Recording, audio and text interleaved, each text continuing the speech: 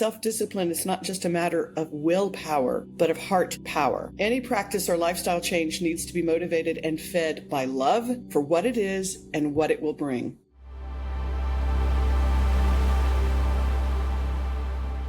Hello and welcome to the Sutra Squad podcast, brought to you by One Deep Breath. My name is Seth Barron. It's a privilege to be here with you. Thank you for listening. And I'm here with our Sutra Super Squad, Sally Moore. Hello. And Sarah Page Hall. Hello. We are going through sort of a greatest hits for these couple episodes of the Yoga Sutra. And we're at like a real big one today. So we're going to move right in through some introductions. Wait, just through the introductions. The quick check-in. Sarah Page, what's a word that describes how you feel right now? Right now, frustrated. Sarah Page took about 40 minutes to figure out how to get onto Riverside today. It was great. We're here. So it's complete. That's done. The past is complete and over. Sally, what is one word that describes how you feel right now? I feel mixed. Okay. I'm still riding the Thanksgiving gravy train. It was Thanksgiving this past week, regardless of when we publish this or you hear it. So I'm still on the gratitude train, but this gratitude I feel is that that I'm like in my space. I really love my apartment and with that it's just mine and that it's quiet. Sometimes when I go see family or even when I travel and I come home, I love coming home to my house. I love coming home to my apartment. It's not perfect. It's not a palace. For most people living anywhere else in the world or certainly in the country, I have a nice size apartment, but it's still a 1-bedroom apartment in, New York City. But it's home. I've lived in this and I've lived here, in this apartment for 10 years. It's the longest place I've ever lived since my childhood home. And it feels like home. This week we're at yogas. We're at the verse 229. So we've skipped ahead a good bit, and we've gone from the first chapter, the first pada, the Samādhi pada, to the second chapter, the sadhana pada. And I'm gonna pop quiz. Sally or Sarah Page, jump ball for this one. What does sadhana mean? I think it's practice, like study, practice. Exactly. Practice, spiritual practice or study. That's exactly right. Among other things. Yeah, you're crushing it, sis. And sadhana, we go from beginning at the end, and that'll make more sense as we get through this verse actually, right? That Master Patanjali starts by outlining the Samādhi pada is where you're going. The sadhana pada is how you get there. And so this is the chapter on practice. And this verse, the 29th verse in the second chapter, is the literal outline of the practice in its most essential forms. It's the 8 limbs as they're described. Sometimes the term is used the 8 steps or stages or progression of yoga. And so I will chant the full verse, and then we got a lot to talk about. So if you like and it feels safe and you can do so, obviously if you're driving, keep your eyes on the road. If you're walking, be safe, but you could pause for a moment if you like. Or if you're doing dishes, maybe just stand on your own 2 feet and stand up tall in your kitchen. And if you like, you can bring your hands together in front of your heart and join me for one Om. Take a deep breath in. Let it go. For Om, inhale.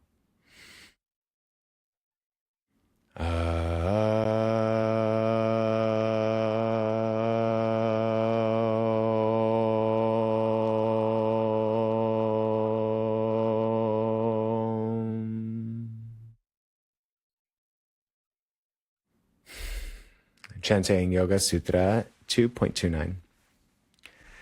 Yama Niyama Āsana Pranayama Pratyahara Dhārna Dhyāna Samadhayostavagani. Yama Niyama Āsana Pranayama Pratyahara Dhārna Dhyāna Samadhayostavagani. Yama Niyama Āsana Pranayama Pratyahara Dhārna Dhyāna Samadhayostavagani. So this verse is literally just a list of the 8 limbs of yoga, which are Yama, Niyama, Āsana, Pranayama, Pratyahara, Dhārna, Dhyāna, Samādhi. And then the last 2 words, it's just worth, the way they're framed is just astau, which is 8 in Sanskrit, and angani, which is limbs.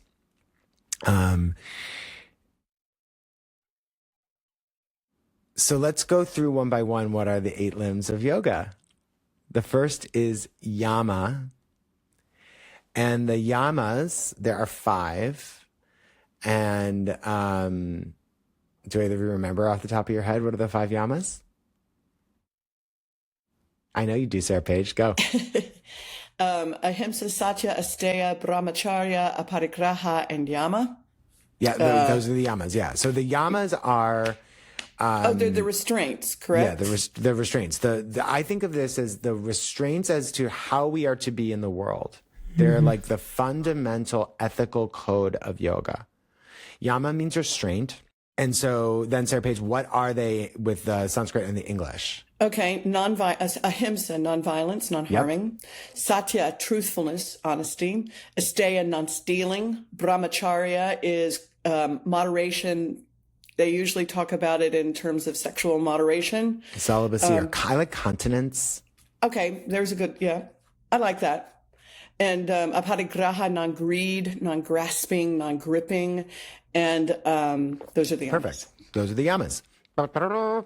And then the next are the Niyamas. Ni is a prefix in Sanskrit for, let's see what Master Correa says it specifically, as down or into. I've also heard within. So the niyamas then are like this, are the restraints, like the inward restraints. So if the yamas are the ethical code by which we live in the world, the niyamas are the personal observances of the yogi.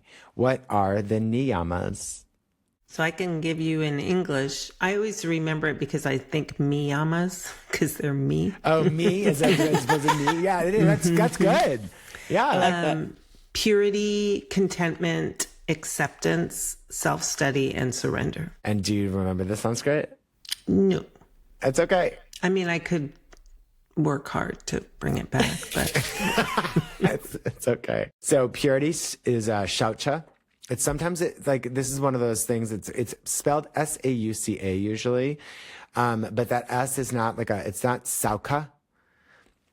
It's like a soft mid palate. Shaucha is my best understanding of it. So it's like shaucha is sort of I think the right or closest. Santosha, I'm going with the next one. I got the next one for sure. That one's like in here. Yeah, it's a tough one. Santosha is contentment. And again, we'll go to, there will be a whole episode next year on each one of these, because there's so much to unpack, but we're just giving the recap. So like Santosha, contentment is not like surrender as in like complacent. That's the word I want. So like content is not complacent. Content is fully present and accepting of what is, as opposed to what we wish it to be. Speaking of family. The third is tapas, which means? Well, tapas, to me, is the acceptance, through work, through heat. Right, that's it, heat. Through sweating it So out. often it's translated as heat, but it's also burning desire. I love discipline. I love the discipline because discipline creates that heat. Yes. Discipline is another very valid translation. So it's a fascinating word. It's used a lot in modern asana practice. We'll get to that word in just a moment. In the Baptiste lineage that the three of us share, it's one of the 5 pillars of Baptiste yoga, and we say tapas heat. But I sometimes, to your point, Sarah Paige, when I teach this, I'll say rub your hands together really fast, and you feel the heat of that friction. That's tapas, and it's I true love in that the word. literal sense. I love the word you just friction. said. Friction. Yeah. I've never heard it, but I think that's a really good word. Yeah. Steph. It's also useful as a quick aside to think about the tapas of Ujjayi breath. Right? So Ujjayi breath is the Pranayama. We'll get to that one too. It's common. Of most asana practice. Yep. And it's that same friction that creates the heat, or in this case, the sound, that oceanic sound of yogic breathing, of yogic physical practice. I'm going to be really specific. The breath technique of physical asana practice. Okay, so the niyamas, the internal personal observances of the yogi, shaucha, cleanliness or purity, santosha, contentment, and then tapas, heat, and then Sarah, Sally, keep going. Svadhyaya, which and that's means the self-study. Like to call it compassionate inquiry. Compassionate inquiry, self-study. The calls are coming from inside the house. Pick up the phone. And then the 5th niyama. Ishvara. Yeah, say it. Say it say it with your big words, girl. I'm comfortable with Ishvara, but I think it's Pranidhana. I'm not sure about Pranidhana. Yep. Pranidhana. And what is Ishvara Pranidhana? Surrender in the most active of ways. To a greater power God. There whatever you go. it is for Surrender you. to something bigger than yourself. Crushed it. Okay, so the first two yamas, the first two limbs are the yamas and the niyamas. And I'll just say 2 more things. First, this is not a buffet. And the way and later we'll get into these verses, but there's a verse that specifically says you don't get to pick and choose. This is all in. And that the part of an intrinsic part of the path of yoga is cultivating the discernment of what is in and out of alignment with those, and intentionally cultivating alignment to these principles. So then the third limb of yoga is asana. And what does asana mean? So posture. Posture. Seat. Yeah.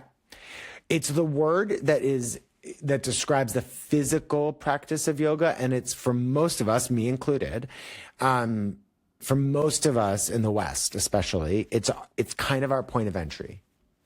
Because when you hear somebody say, I'm going to go to yoga, I'm going to go do yoga, I'm going to take a yoga class, the primary point of instruction in Western practice, if you're going to a studio and is to practice asana. And as a quick note, if you've ever taken a class and teachers use Sanskrit for the names of the poses, you will hear that word. It's appended at the end of every single, there's 1 or 2 exceptions, every pose, right?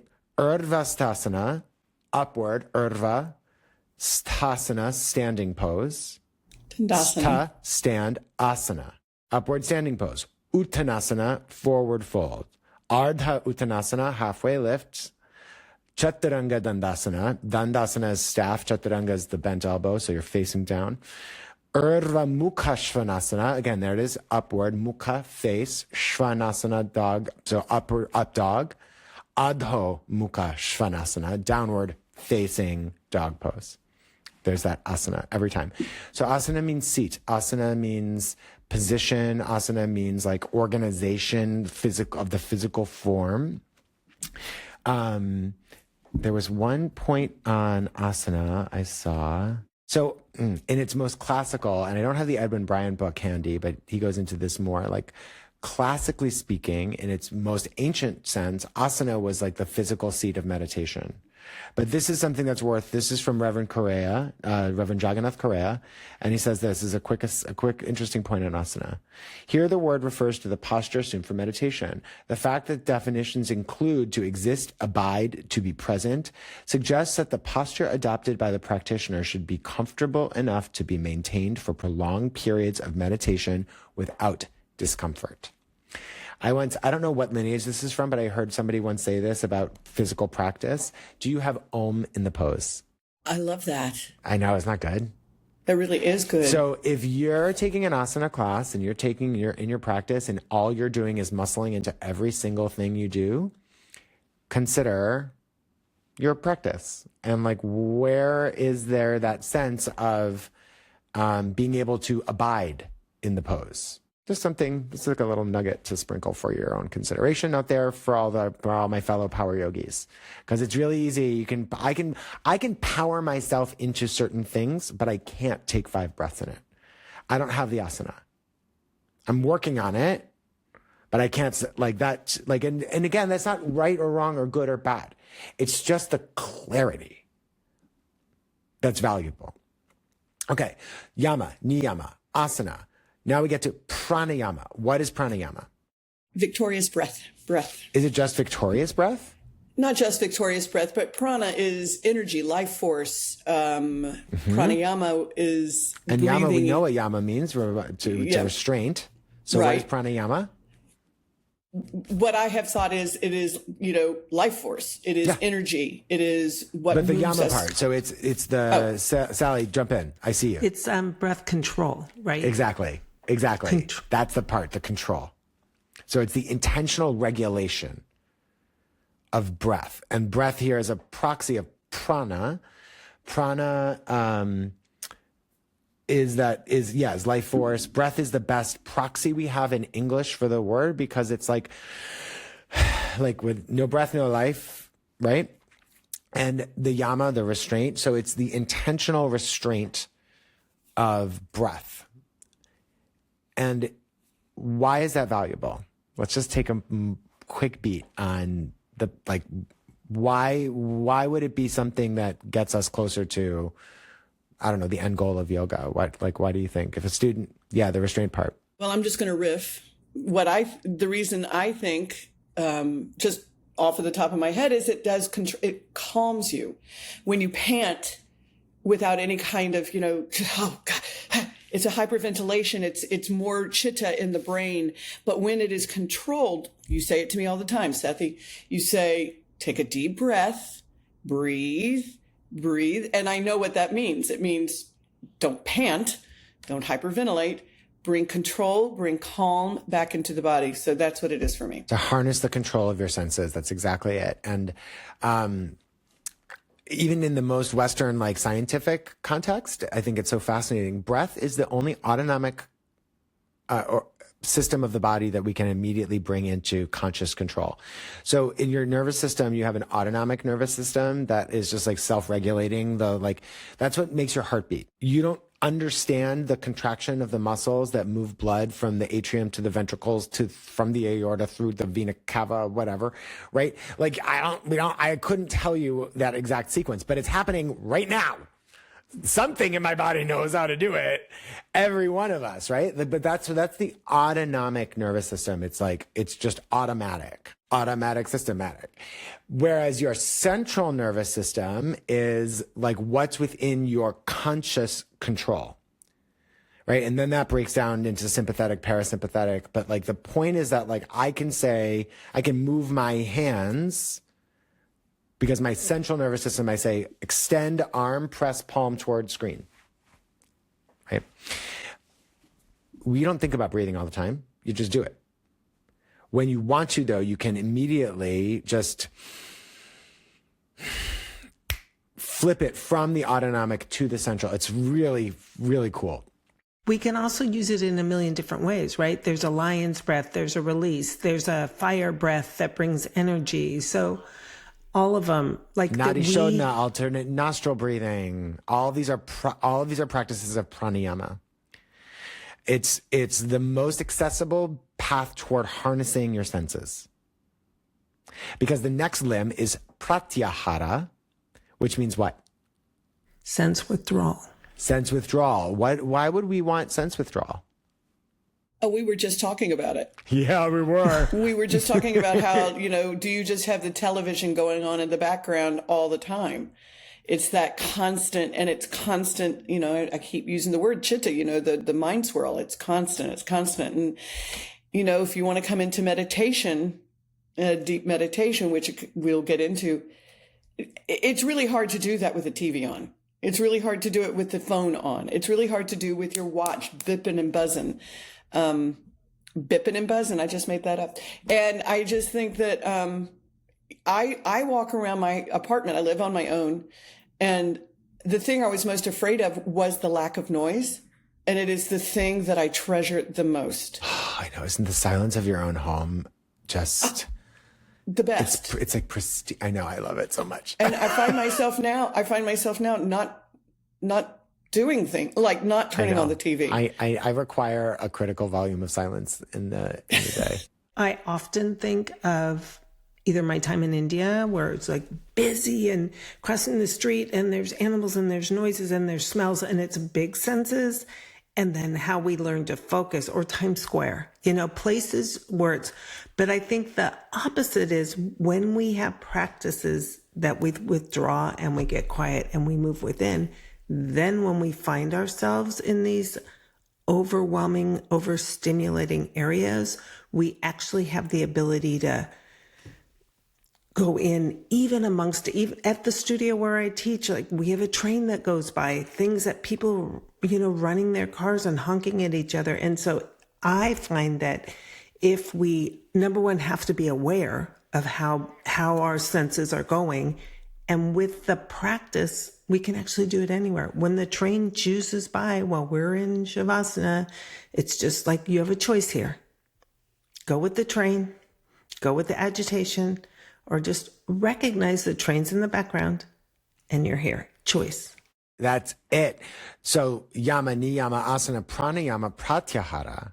These are actions. These are practices, and their purpose is exactly what Sally just articulated so beautifully. It is to bring the senses under conscious control. To bring, like, all five of these. I think about this framework of the 8 limbs sometimes as actions and outcomes. Right? What do we do so that that we can do what? Like, what do we do so that we can do what, right? And it's exactly where Sally was saying that, like, so we have an ethical sense of how we are to be with other people and out in the world. We have a sense of personal, like the personal ethical practices in the Yama and the Niyama. Āsana, we take space in a specific and intentional way. Pranayama, we breathe. We bring the subconscious to the conscious of our breath in a purposeful way. So during asana practice, when you hear teachers say something like link the pose to breath, that's that like wiring of your autonomic to central nervous system. And then the pratyahara is the further practice of intentional sensory withdrawal. So like having my apartment be quiet is it is a practice of pratyahara, because I don't want to be distracted by idle noise, and I want to be able to it's also why when you think of, like, we do this instinctively. When you really need to concentrate, you close your eyes. A lot of people do. Like, they don't have to be taught to do it. You, like, when you say to somebody, like, I want you to really concentrate on this, and don't give them any other instructions, often what they'll do one of two things. They'll either look down at one thing, which is setting a drishti, your gaze, a focal point, from drish to see, And they're like closing in. That's a practice of Pratyahara. They're like, okay, I've got to focus on something so I can't be distracted. Sometimes I think of, okay, this is a really random reference, but remember in Zoolander when they're brainwashing Zoolander and they're like, don't look at the beautiful people as he's walking down the runway. I don't know why that's the I've reference never I think seen of. Zoolander. It needs to be on my list. Orange mocha frappuccinos. Okay. We'll work on that. I love Zoolander. And there's a reference. That's how I think of it. It's like, don't be distracted by all the flashing lights. Don't be distracted by the beautiful people. Don't be distracted by all the sound. Don't be distracted by the freight train of your thoughts or the freight train running behind the studio. I mean, the Lion's Den studio is at the corner of 8th Avenue and 17th Street. If you've ever been in New York City, that is not a quiet part of the city. There are cars. There are people. It's constant. So the withdrawal intentionally allows you to then get to the Dhārna, which is what? Now we're at the 6th of these 8 limbs. The Dhārna, concentration. I say it like this: to place your attention with intention. A lot of us, all of us, to some degree, whether it was in Master Patanjali's time or in an age of technological digital distraction. I just held up my phone. I think of attention as like, again, this is an antiquated reference too, but it's like the pinball machine is how a lot of us live. I think the technologies recently have just turned up the volume and its speed, but it was like if Master Patanjali wrote this 4,000 years ago, clearly people felt like they were easily distracted even then. So it's like when your attention is just like the ball in the ping pong machine, bang, bang, bang, bang, bang, bang, bang, just bouncing, right? And the reason I like this reference is because of like the rebound. It's like being pushed constantly. Like we're like assaulted. If you've ever been to India, if you've ever been to Shibuya Crossing in Tokyo, if you've ever been to Mexico City, Times Square, it feels like that. You're just like pow, pow, pow, pow, pow, pow, light, sound, people, human, smells, tastes, like all of these senses are just like rushing at you. The 5 practices of the Yama, Niyama, Āsana, Pranayama, Pratyahara are like the tools so that you can engage in a practice of Dhārna, which is to place your attention with a clarity of intention. And then the 7th limb is Dhyāna, which is what? Meditation complete. Meditation. Yeah. Exactly. So it's a sustained attention on one object. I love, now I have to Google it because I want to get the words exactly right. Jon Kabat-Zinn, Jon Kabat-Zinn is he's one of the creators of the mindfulness-based stress reduction technique. And he's one of the people who has really brought a lot of Eastern practice into secular Western context. And I mean that with like tremendous admiration. He's a modern master. He's a guru and sensei to almost anyone who engages with these practices. Is that Z-E-N, Zen, like Zen? Z-I-N-N. Thank you. His first big book was Wherever You Go, There You Are. Oh, well. Right? Exactly. But he defines mindfulness meditation. It's so good. Mindfulness is awareness that arises through paying attention on purpose in the present moment, non-judgmentally. Say that again, please, Seth. Yep. Meditation or mindfulness is the awareness that arises through paying attention on purpose in the present moment, non-judgmentally. Oh, I've never seen this. And the article I just found on the web says Kabat-Zinn. And then I sometimes add, in service of self-understanding and wisdom. One of the ancient commentaries often on these practices is that Dhyāna, the seventh limb, to Dhārna, to place attention, and it's not Dhārna, just if we're being a little technical in the pronunciation, the H is an aspirated sound that is pronounced. Even so, it's spelled Dharana. Sometimes you hear people say Dharana. More technically, you say it's Dhārna. Anyway, Dhārna. Dhārna is like is the beginning. It's like, what is the focal point? And that can sometimes be like, if you've ever seen when you pour water slowly, it like drips, right? Dhyāna is the sustained attention. And that's like when you pour oil. I really want to, I'm looking at Jagannath Correa, Reverend Jagannath Correa's. I love some of the way he says it. He goes, he talks, but it also suggests that self-discipline is not just a matter of willpower, but of heart power. Any practice or lifestyle change needs to be motivated and fed by love for what it is and what it will bring. And that's what he says about Dhārna, which I think is really interesting. Because I love that it's not willpower, like you were talking about earlier. Yeah, it's the not just like, muscling through. I will concentrate so hard on this thing. Yeah, exactly. It's not. It's heart power. And it's heart power. Oh my gosh, I love that. Any heart practice power. or lifestyle change needs to be motivated. And he doesn't use the word need. I don't use the word need often, but practice or lifestyle change needs to be motivated and fed by love for what it is and what it will bring, which is samadhi. Oh, my God. There it is. And so what's the last limb of yoga, Sarah Page? You just said it. Samadhi. And what does that mean? Well, I've always thought it was bliss, but he calls it, and I think this is an interesting definition, absorption. Joining or combining with contemplation, intense concentration, unified state of awareness, union, conclusion, concentration of thoughts. Beautiful. Profound meditation, ecstasy. Yoga. Yeah, thank you. Yoga. Have you ever been in a training where a teacher says, what's the goal of yoga? Yoga. Yoga. That's exactly right, Sally. That's the answer. The goal of yoga is yoga. The ultimate outcome of this 8-limbed path is samadhi.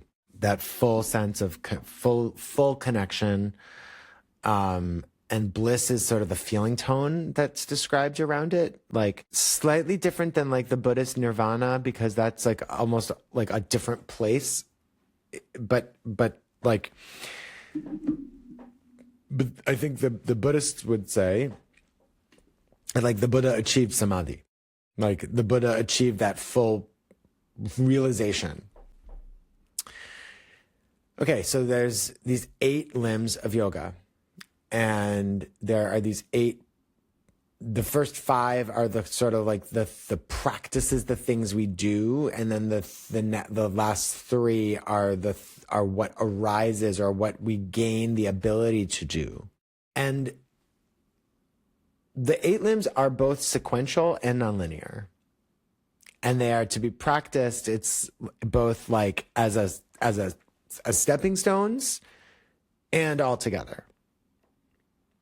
And so I just want to presence that in fact, I'm actually going to read now from Master BKS Iyengar, Light on the Yoga Sutra, who says, where is this paragraph? Okay. This sutra sets out the 8-fold path of yoga, Ashtanga yoga. Oh, we should quickly give an aside on Ashtanga yoga. Ashtanga yoga can mean 2 things.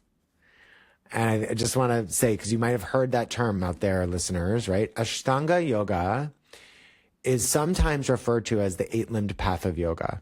Now, in like the Bhagavad Gita, which is a text on instruction of yoga, there's like a slightly different framework around like the types of yoga that's given in the instruction from Jai Shri Krishna to the warrior Arjuna. But these things can coexist.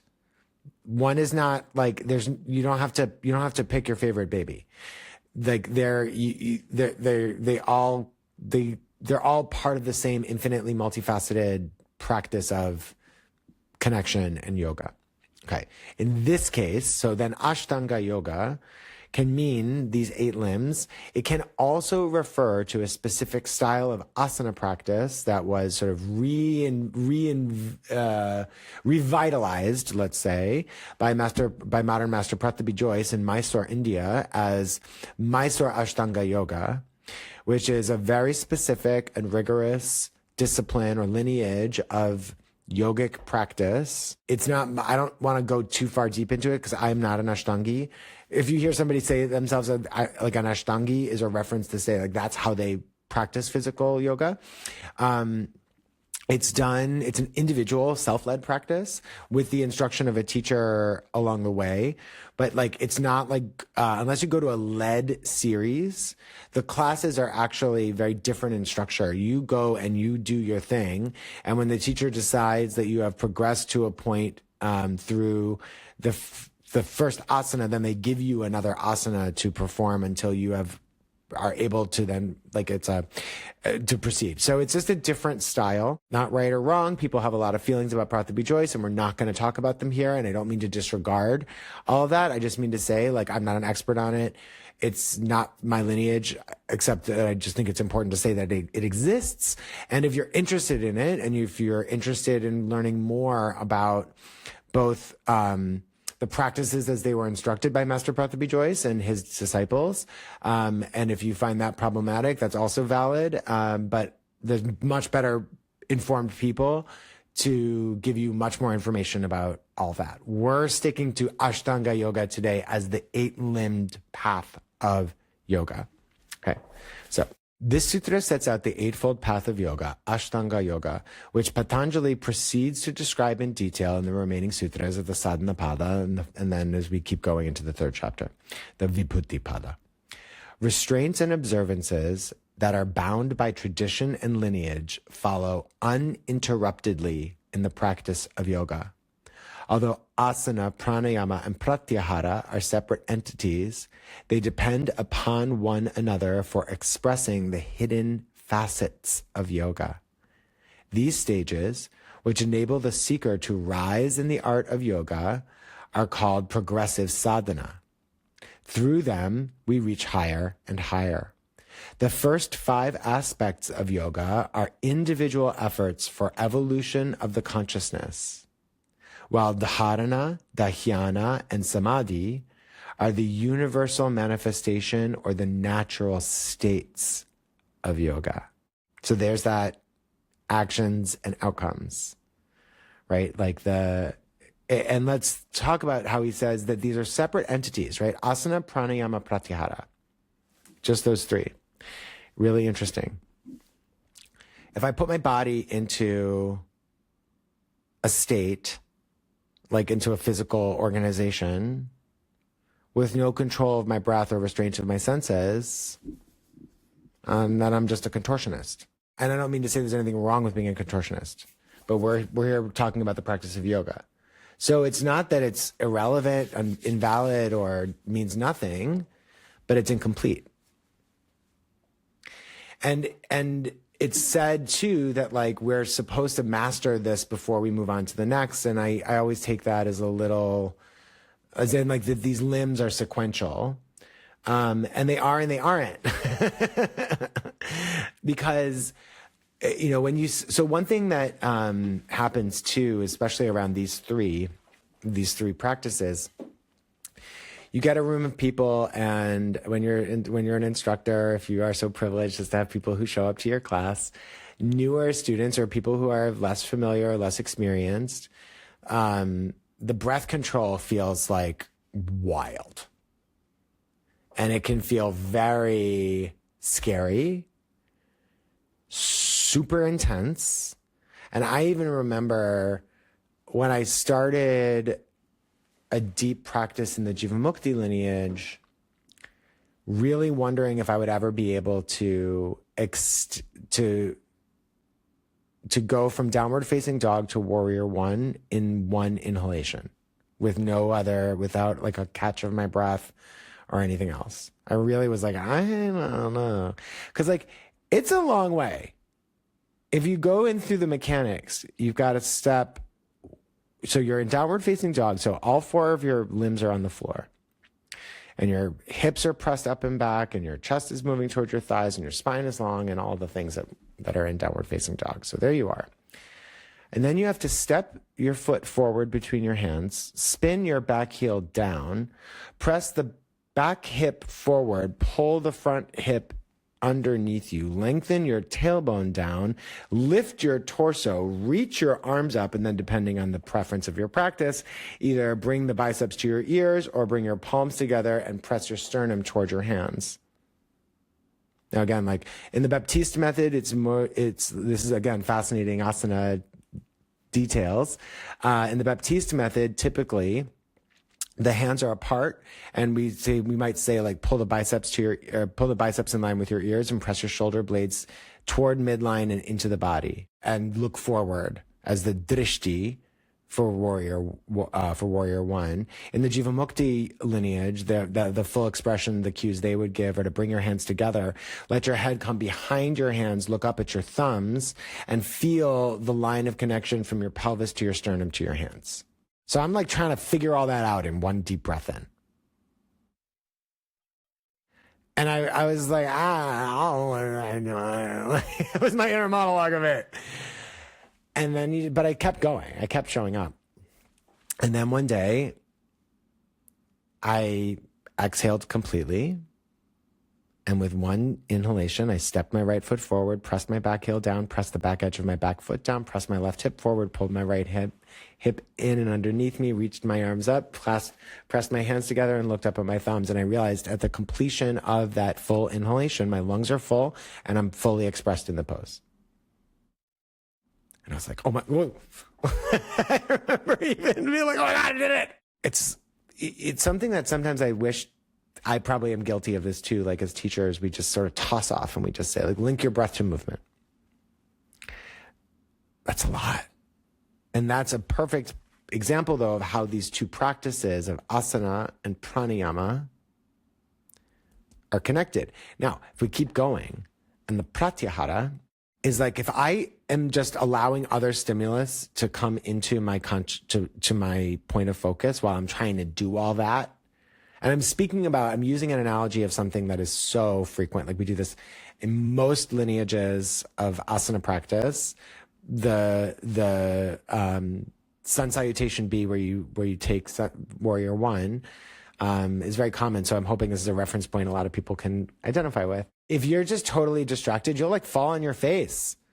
There's no way you'll actually take one smooth, complete inhalation to move from one pose to the next into its full expression. If you're just like listening for the cacophony of a fire truck going down 8th Avenue, or hearing the freight train behind the studio, or, I wonder about that thing my mom said to me 2 weeks ago. Like, it's not going to happen. It's not going to happen. It requires all 3 of these practices together. What we see outward manifestation is just asana. But when we start to put it into flow, vinyasa, intentional placement of objects and of items in sequence, you need them. You need these. Like you can't do it without them, because you'll literally just like fall on your face, or you won't be in that depth of full expression that's possible. And in the same way that then Dhyāna, Dhārna, Dhyāna, and Samādhi, those are also referred to later in the text, and we'll get into this. Anyone remember what are the practice of applying those 3 together is called? This is the Sanskrit pop quiz for Sally and Sarah Page. I'll say it, then you'll remember it. Samyama. Samyama. And it's from samyama that all of the mystical powers of the yogi arise. And it's said later on in the 3rd chapter that like by practicing samyama in certain ways, we are able to gain literally like mystic powers or deep spiritual insights from the astral plane or from the spiritual plane of awareness. So it's like, I think it's like by practicing samyama on the solar plexus, one gains knowledge of the movement of the sun, moon, and stars. Well, and can I just share? So this is, we don't usually do this, but I looked at one sutra back, In Reverend Jagannath Carrera's Inside the Yoga Sutras, Sutra 2.28, by the practice of the limbs of yoga, the impurities dwindle away, and there dawns the light of wisdom leading to discriminative discernment. So it's like sometimes like I stepped back and I saw that and I was like, yes, that's what I think you're describing right here. Yeah, that's oh, thank you. That's perfect. That's perfect. So like the point is to say it's a lot, and we do it in sequence and out of sequence because we're imperfect beings trying to perfect a practice. And so is there one of these for you that was like, or when you first learned this, what was the like moment, or where do you find resistance? Because we all find resistance, and like none of us have this path perfected. Me, she's got something to say, girl. Okay. Get in Seth here. and Pratyahara has always been, of the 8 limbs, probably the one that I had the hardest time with and now really crave the most. You know where I'm going with this. I'm laughing just because, so like when Sarah Page and I walked down the street, ooh, sparkly. Like, Squirrel. No, like sometimes it's amazingly beautiful. Sarah Page, you notice things I never notice sometimes, and it's like wonderful. And there are times where I'm like, we have to keep going. Do not engage with that person. Yeah. Do not. Yeah, it's true. That's so true. It's like both are true. Those are very true. And that's a side of me too, that I am deeply grateful that you see so beautifully and understand so well. And you have kept me safe on more than one occasion,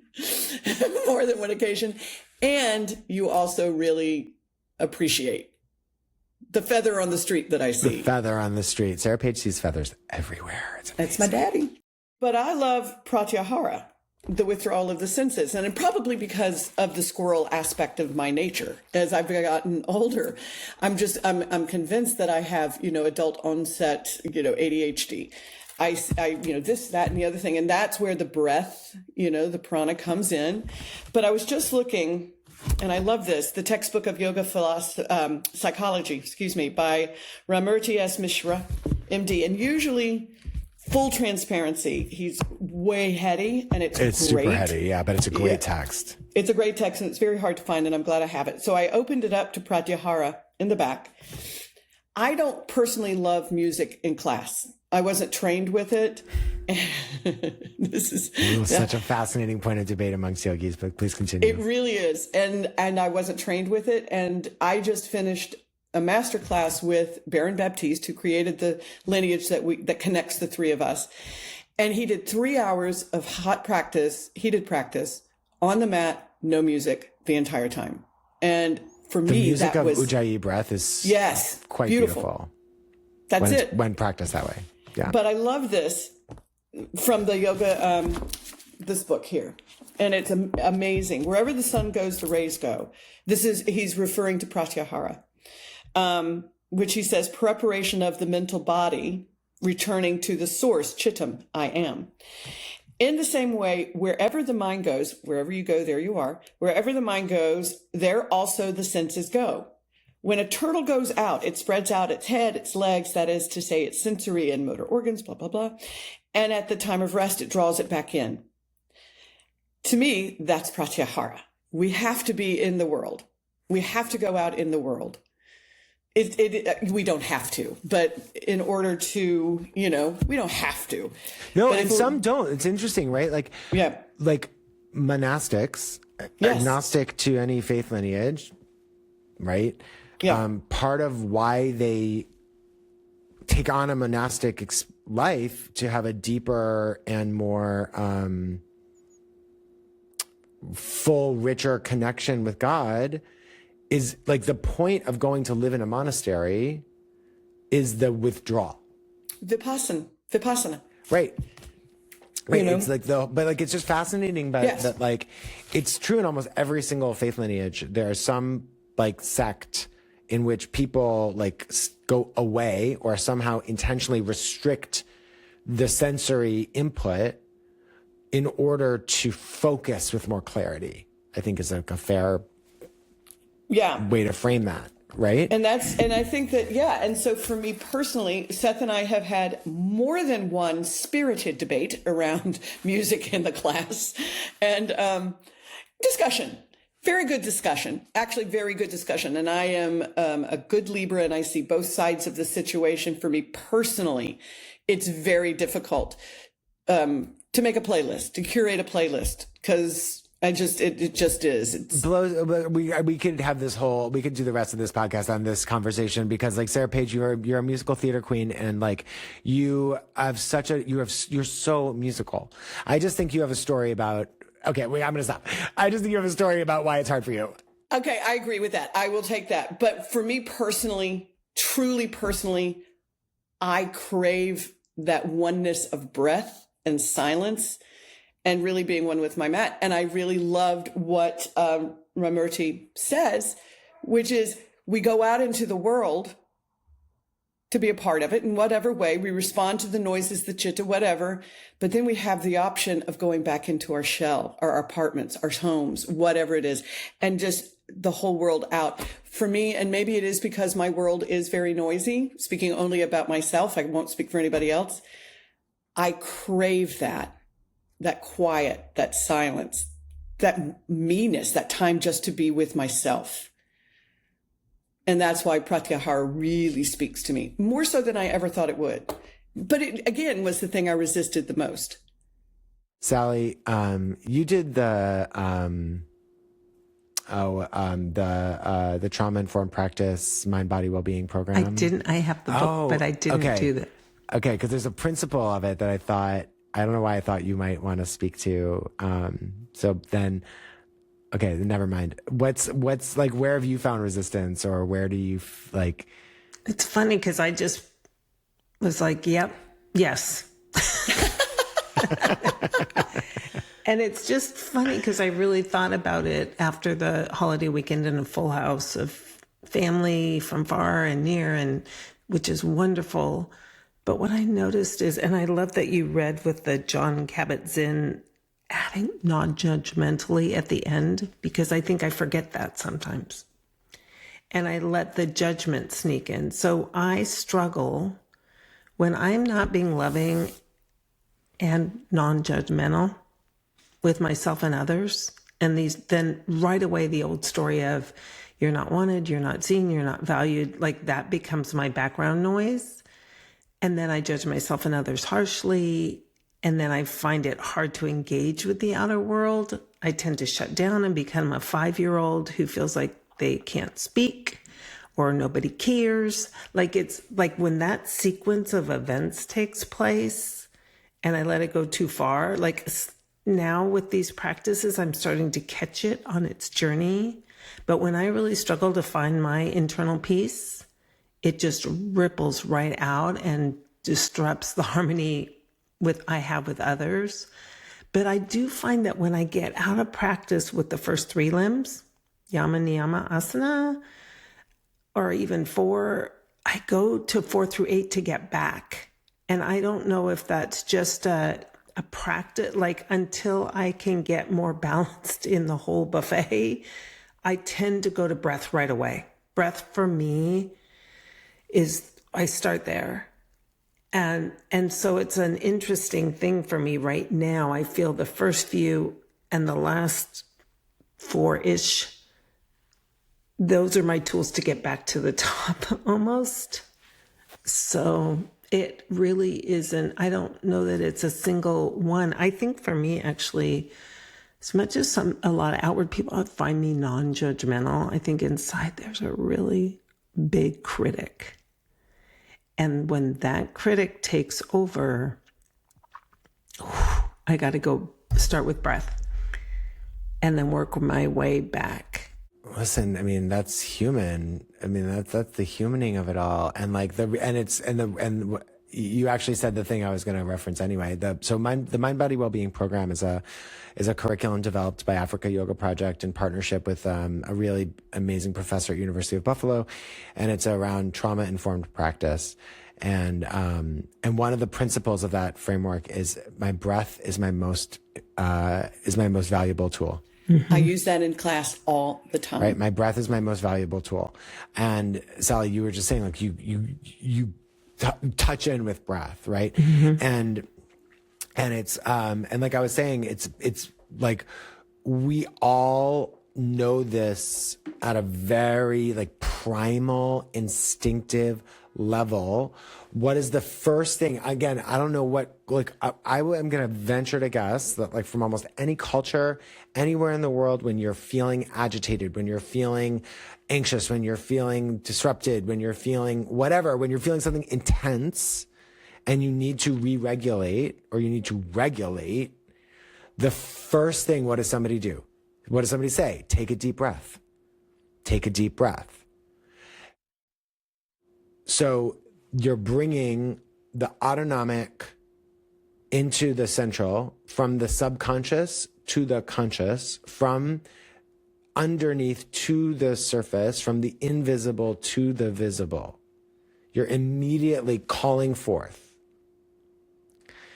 and regulating yourself. And then there's the whole science of polyvagal theory that goes into like why that works so well. It's because the nerve that regulates your body's homeostasis literally runs right behind your trachea, right behind the windpipe in the back of your neck. So like the breath is like you're literally like stroking your body's natural relaxation reflex, the vagus nerve. You're stimulating it to allow yourself to calm down.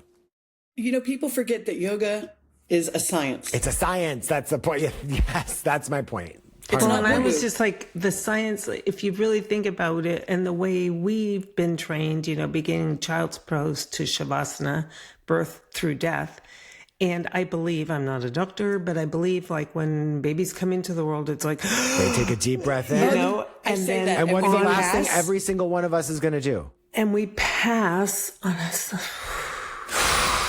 Sally, I say that in class all the time when I'm not hearing the breath. I say, you know, first thing you do when you're born, you inhale. The last thing you do when you pass is exhale. And then all you do is breathe in between. Part of me is like, okay, being human is no joke. It's not that easy. And so it's like that little baby comes into the world and says, oh, wow. And then when we leave, it's like, I made it. It's actually, no you know what, further. do you know what Steve Jobs, do you know what his last words were on his deathbed as he exhaled? I've heard this. I remember listening Oh, to wow. Yeah.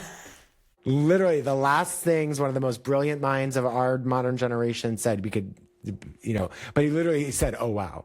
This is the tip of a huge iceberg. I love what you said, Sarah Page. I just want to like reinforce that point too, that like this system, this is a science. It is a system, and it is for everyone. It is for what's so amazing is that this path, literally, like the yamas and the niyamas are so universal. You can find them in any faith tradition. They're 100% there. They're in the 10 Commandments. By the way, 10 Commandments, 5 yamas, 5 niyamas. Coincidence?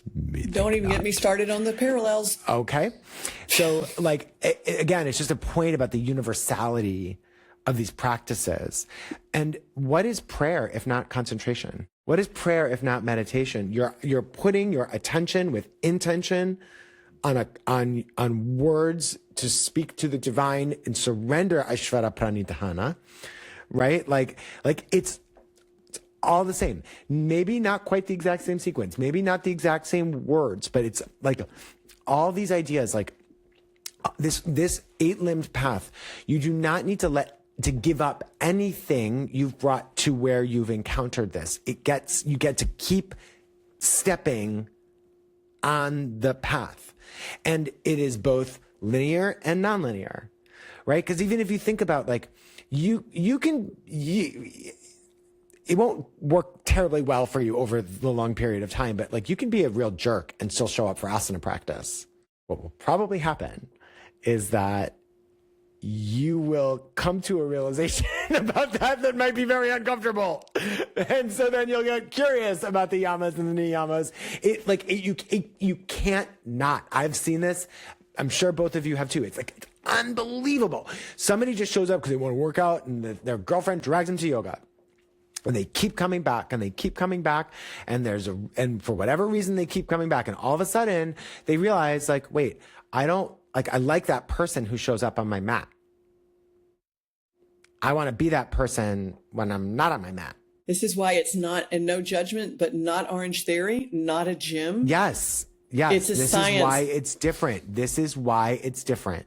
This is my exact point. Thank you, Sarah Page. And I'm not knocking Orange Theory. Hey, go crush that heart rate. You work at Equinox. Whatever. Go do it. Yeah. Yoga is different. And it's not Pilates either, right? When you engage in these practices, when you put your bodies in these positions, and even if you just start with the body and the breath, even if all you do is start with the body and the breath, you'll start to come to feel that sense of a moving meditation. When you fully experience the connection that for so many, the first real awareness of yoga is the connection of movement and breath. And then, I hate to tell you, but you'll fall down the rabbit hole. It will happen. You will want to know more. You will start to feel a difference, and not just in your body. You'll start to notice that like, oh, I place my attention with more clarity. And now I notice some things I didn't notice before. I didn't notice how unrestrained my mind was. I didn't notice how often I say unkind things about myself to myself. Right? When people say I can't meditate, that is 100% not true. What they mean in most of the time, in my experience, and I'm not a meditation teacher, but meditation is part of my sadhana and part of the methods of yoga that I practice and teach. What they really mean is I am not comfortable listening to my own thoughts. That's really what they mean. I can't, and when they say I can't stop my thoughts, my response is, okay, good, you're alive. You're human. Congratulations. Like, don't stop trying to stop your thoughts. You will fail. Try to place your attention with intention and hold it there, and see if you can hold it there as long, for a full cycle of breath. And then try 2, and then try 3, and then you'll get distracted. And you'll notice the distraction, and that's yogic awareness. And the practice is the return. The miracle is in the repair and the return. That cycle is like the 8 limbs of yoga in like a nanosecond. They're all there. Like it's like a fractal pattern, because you can zoom out and you still see the same shape and structure, and you can zoom in and you will see the same shape and structure. It's infinite, and it is a miracle. And we could talk about it all day, but I have to go teach an Āsana class. So every week we wrap up with some inquiry, which can be however you want to take it. It can just be a little bookmark of what you want to think about this week. It could be a journaling prompt, any way you like it. Sally always has a string, and so it's like perfect for these limbs. Tell us, Sally, what is some inquiry you might suggest for those who are curious? Yeah, and I'm just going to really remind people, compassionate. Like, I think it was Gabor Mate maybe who talks about compassionately looking in. Somewhere I heard it along the way, and I was like, compassionate inquiry. Yeah, that's what this is. It's a compassionate looking in. It's not a beating yourself up. So what the compassionate inquiry string I have for you today is, how do you care for yourself?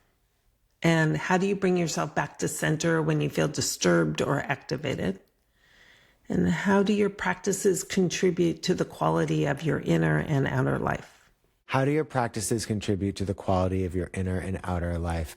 I mean, what a world we would live in if people asked themselves that question and chose their practices with a little bit more intention. Oh, thank you, Sally. Mm-hmm. Sarah Page. I hate going after Sally. Stop it. Come on, girl. But I love you. For me personally, what I was thinking was, notice where you are the most resistant. What do you resist the most? Where are you the most resistant? And again, to Sally's point, without judgment, how do you bring yourself back into center? Without judgment, we're human. So without judgment, how do you bring yourself back into center? So where are you resistant? And how do you recalibrate? I love that Carl Jung quote, what we resist persists. Persists. It's in a form of attachment. which we could, a whole other rabbit hole we could go down for a long, long time. But in the interest We are such nerds. of We all are of our such time, nerds. I know, it's so good. It's so good. So my inquiry for this week, just notice where your attention is. Just notice. Is it consumed by your physical senses? Are you allowing your senses to dictate your placement of attention? In a lot of ancient commentaries, it's said that the senses are like wild horses that must be yoked. Because like when the horses just like, if you get 5 horses and you yoke them to a chariot and you just say like, go, it's like chaos. They'll pull the thing apart. When they're properly trained and they're in a structure, then they drive the chariot forward in a specific direction. And I love that analogy. And so I try to do this all the time. Just like when you have an idle moment and you're going to go pick up your phone, maybe just pause and ask yourself, what are you doing? Like, why am I picking up my phone? What do I want right now? Where is my attention right now? And is it where I want it to be? And here's the amazing thing. Every single moment you stand at choice. Listener, Seth, Sally, Sarah Page, all of us. It is the miracle of our human birth, maybe more than any other, that each of us possesses that fundamental agency of choice. And the most maybe meaningful choice we make is, where is my attention? Not what is stimulating me. Where is my attention? Can you pull apart the stimulus and the placement of attention? And the curiosity of like where and how that's working out for you. Okay, then we also offer a teaching tip. And as Sally said it, the best teacher is the one on your mat. So whether you are 1,000 hours certified or you're 0 certified and you're a student of yoga, whether you practice asana or you just listen to this podcast because you love one of us and you're listening, thank you, you're a yogi too. Everybody, you cannot escape. So everyone's a teacher. You're your own best teacher. Sarah Page, what is a teaching tip or something that you want to teach around this for the week? I cannot teach without teaching to one of the 8 limbs. It's very difficult for me to do that. So what I would say is choose one of the 8 limbs that resonated with you today, maybe, or that does resonate with you, and really theme around. Maybe it is, can I do a class without music? Or maybe it is my class breathing? Just listen to it, or choose one of the yamas and the niyamas and maybe, tapas or something to that effect. But my point is really familiarize yourself with the 8 limbs. And then start teaching to it, because that is our holy grail. That is what we do. So really understand it, get curious, delve into it. I love it. It's what I always go back to it. It's the spine on which everything else is dependent upon.